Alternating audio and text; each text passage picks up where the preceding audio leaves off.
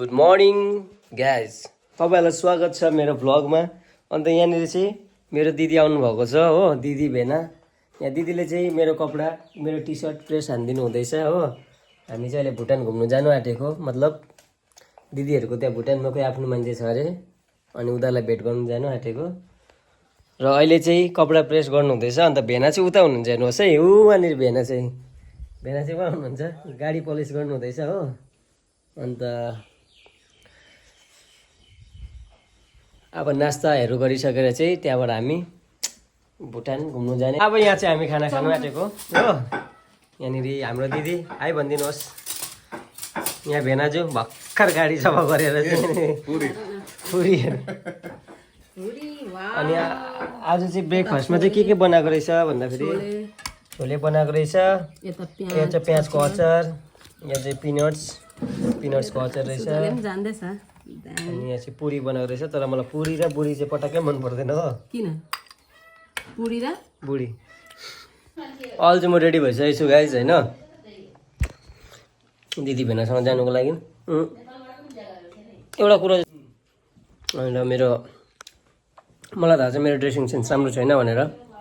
कस्तो देख्दैछ भन्नुहोस् ल। यो चाहिँ मेरो ड्रेसहरू आजको म यतैबाट अब हन्टुपाडा पनि जान्छु त्यहीबाट हो। त्यही भएर मैले अलिकति रप एन्ड टप गरेको। हेर्न हुनुहुन्छ हो, यहाँ त दिदी रेडी भइसक्नु भएको छ होइन। अब हामी चाहिँ जाँदैछौँ। अन्त काकी पछाडि उभिराख्नु भएको छ, काकीले मुखले पर्दा छोप्नु रहेछ। दाजु सबैलाई बाई बाई भनिदिउँ। सबैलाई त त्यो ठुली आमालाई चाहिँ बाई भनिदिउँ।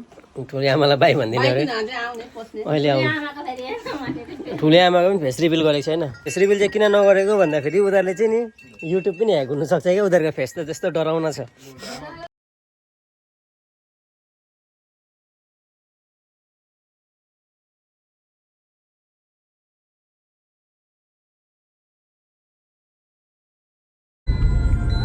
अहिले चाहिँ म के भन्छ अरे जाँदैछु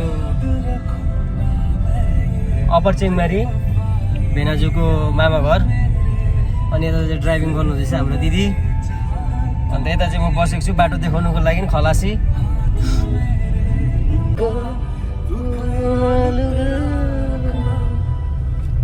यो चाहिँ हाम्रो गाउँको भ्यू हो। यहाँ देख्नु सक्नु हुँदैछ हाम्रो दिदीले चाहिँ बाटो सिधै बाटो लाग्ने यताउति लानु खोज्नु हुँदैछ होइन। यहाँको उयो हेर्नु सक्नुहुन्छ तपाईँ। फुल गाना किन्छ दिदी, यहाँ भेना चाहिँ फुल हिँड्छ। ठुलो मान्छेहरू छ हमेसा पछाडि बस्छ।